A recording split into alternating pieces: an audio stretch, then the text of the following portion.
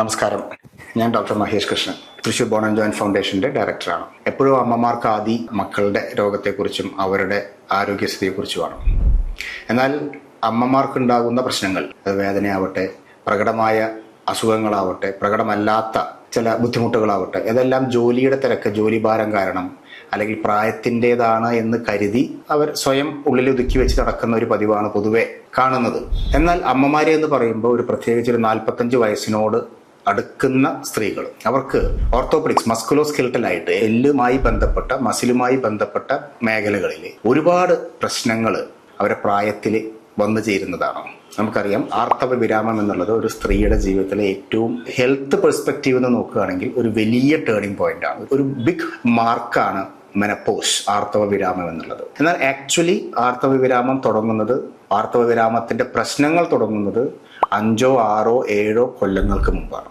അതായത് ഒരു 40, 41, 42 വയസ്സിൽ തന്നെ പെരിമെനപ്പോസൽ സിംറ്റംസ് എന്ന് പറയും. അത് തുടങ്ങി ഒരു 49, 50 വയസ്സാകുമ്പോൾ മെനപ്പോസ് ആവും. ഈസ്ട്രജൻ എന്നൊരു ഒറ്റ ഹോർമോണാണ് ഇതിനെല്ലാം പ്രധാനമായിട്ടുള്ളൊരു ഉത്തരവാദി.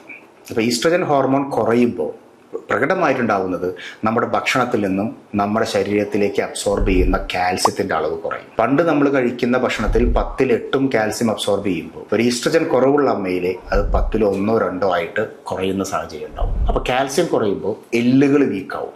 അപ്പോൾ അതിൽ ഏറ്റവും പ്രകടമായിട്ടുള്ള ഒരു പ്രശ്നം എല്ല് പൊട്ടുക എന്നുള്ളതാണ്. ചെറിയ തട്ടലുകളും മുട്ടലുകളും വന്നാൽ എല്ല് പൊട്ടുക എന്നുള്ളതാണ്. അത് പ്രകടമായിട്ടില്ല, എല്ലാവർക്കും മനസ്സിലാവുന്ന കാര്യമാണ്. എന്നാൽ അതേസമയം എല്ലുകൾക്ക് ക്ഷീണം വരുന്നു, എല്ലുകളിൽ നീര് വരുന്നു, ചെറിയ കാര്യങ്ങൾ ചെയ്യുമ്പോൾ തന്നെ എല്ലുകളിൽ വേദന വരിക, അങ്ങനത്തെ ഒരു സംഭവം ഉണ്ടാവും. കാരണം എല്ലിന് ശക്തിയില്ല. നമ്മുടെ ബോഡി വെയിറ്റും നമ്മുടെ ഭൂമിയിൽ നിന്ന് മുകളിലേക്ക് വരുന്ന ഗ്രൗണ്ട് റിയാക്ഷൻ ഫോഴ്സ് എന്ന് പറയും, ഇതും അബ്സോർബ് ചെയ്യാനുള്ള ശക്തി എല്ലുകൾക്കില്ല. മസിലിലും ഈ ഹോർമോൺ ഈസ്ട്രജൻ വളരെ ഇമ്പോർട്ടൻ്റ് ആയിട്ടുള്ള കാര്യം. നമുക്കറിയാം, പെരിമെനോപോസൽ ലേഡീസിന്റെ ഒരു ശരീരപ്രകൃതി കണ്ടാൽ ഒരു ഷോൾഡറൊക്കെ ഒന്ന് ഡ്രോപ്പ് ചെയ്ത്, സ്പൈനൊക്കെ ഒന്ന് വളഞ്ഞ്, അപ്പൊ എന്താ സംഭവിക്കുക വെച്ച് കഴിഞ്ഞാൽ മസിൽ മയോപ്പതി, മസിലിന്റെ ടോൺ പോകുന്ന ഒരു സാഹചര്യം ഉണ്ടാവും. അപ്പോൾ മസിലിന്റെ ടോൺ പോകുമ്പോൾ അവരുടെ പോസ്ചറിൽ വ്യത്യാസം വരും. ഒരു 40, 45 വയസ്സിന് ശേഷം വരുന്ന ലേഡീസിന്റെ അസുഖങ്ങളിൽ പ്രധാനമായിട്ടും വരുന്നത് ഈ പോസ്ചർ റിലേറ്റഡ് പ്രശ്നങ്ങളും ലൈഫ് സ്റ്റൈൽ പ്രശ്നങ്ങളുമാണ്. അതുപോലെ തന്നെ വലിയൊരു വിഷയം എന്ന് പറയുന്നത് ഇവരുടെ മൂഡ് സ്വിങ്സ് ആണ്. പെട്ടെന്ന് ഇറിറ്റബിൾ ആവുന്നു, കൂടുതൽ ദേഷ്യം വരുന്നു, സങ്കടം വരുന്നു, ടാസ്കുകൾ ചെയ്യാൻ പറ്റുന്നില്ല. അപ്പൊ ഇങ്ങനത്തെ ഒരു മൂഡ് സ്വിങ്സോ അല്ലെങ്കിൽ പോസ്ചർ ബുദ്ധിമുട്ടുകളോ മസിൽ വേദനകളോ ശരീരമാസകരം വേദനകളോ, ഇതിനെല്ലാമാണ് നമ്മുടെ അമ്മമാര് അത് കാര്യമില്ല, അത് സാരാക്കേണ്ട, അത് പ്രായത്തിന്റെയാണ്, അത് ജോലിയുടെയാണ് എന്ന് പറഞ്ഞ് തള്ളിക്കളയുന്നത്. എന്നാൽ അതേസമയം നമ്മൾ കറക്റ്റായി കണ്ടുപിടിക്കുകയും ഈസ്ട്രജൻ അതുപോലെ ഹോർമോൺ റീപ്ലേസ്മെന്റ് തെറാപ്പികൾ കൊടുക്കുകയും പോസ്ചർ കറക്ഷൻ ചെയ്യുകയും